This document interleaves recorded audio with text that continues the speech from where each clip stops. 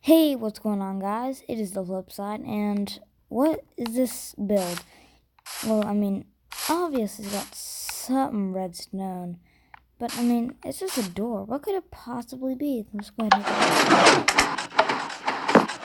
and and we're inside our base. It's an under-over door, but not just any under-over door. A two-way under-over door. As you can see, here is the redstone behind it. I checked YouTube to see if anyone has done this before. And it turns out there is one person. I forgot his name. I'm sorry. But he's a Pocket Edition player as well. So yeah, I built this and I am going to do a tutorial on it. So let's go ahead and get to that. Okay, to start things off, you're going to want a 7x11 build area and dig 8 blocks deep. Since I am building this mode, I really don't need to do that. So once you have this, we can get started building. Okay, your first step is to, on both sides, place a green and blue wool. These are just the wool that I'm using to represent both sides, but don't worry, it's just a copy for each side. But you want a 4-tick repeater leading into a sticky piston for both sides. Your next step is to then place a slime block on both of these. Add some redstone going in this kind of location. Blue will go this way, green will go this way, just so you know. And you want a 4-tick repeater going into some redstone into the other, of course, repeater. Next thing you're going to add is, in order to power this, I'm going to put a block in front or behind the repeater, add redstone dust, a block above the redstone dust, a 4-tick repeater leading to a block, and redstone going out the side of that, and of course, flip and duplicate for the other side. Next thing you're going to want to create is add 2 extra blocks up here, and make sure you do this first. You want to add 2 extra blocks up here, redstone here, and as of course you can see, there's another thick line coming from this block, and a redstone torch leading into that, just so you can get a bigger and better view. Here's that. Duplicated on both sides. Alright guys, next you're going to want to add 4-tick repeaters in both left and right, 1 block from the middle, going to a block with redstone on top with pistons. And I actually forgot to place the bottom pistons. There we go. And then also with the redstone that ran out the top of this, place another piston like that. Next thing you're going to want to do is from the other side, because we have this little O here on the other side, you don't want to add the bottom part, just add the top and have redstone going into a piston, basically dualing the side, having them come together. Then you want to put little sticky pistons between these as well. Also, as you can see, I already did, between these 2 blocks, as you can see like this, add 2 redstone torches, just like this. And you may also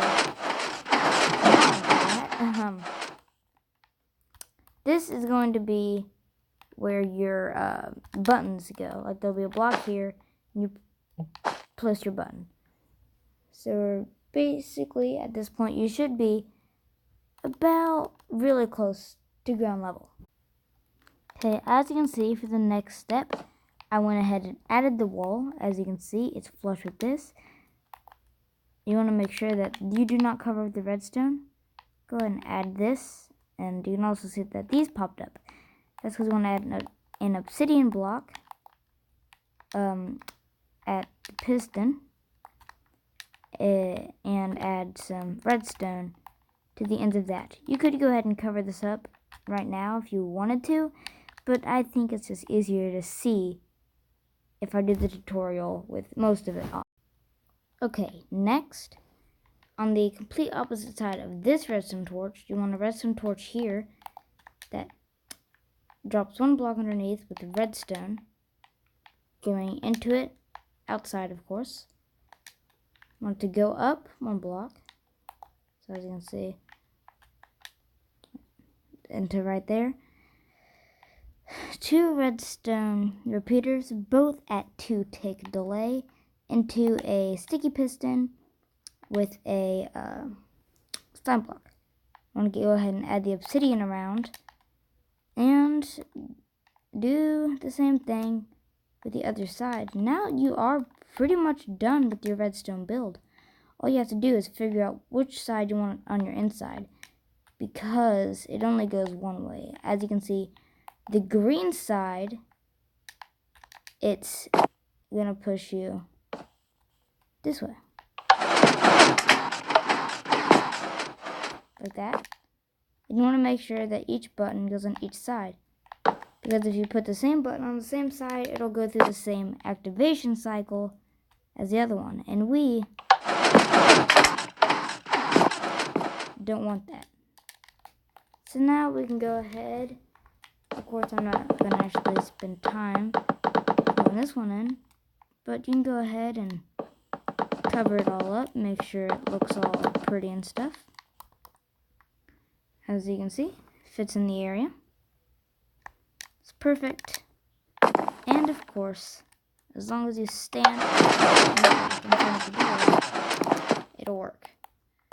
Just if you want, you can add some extra blocks here.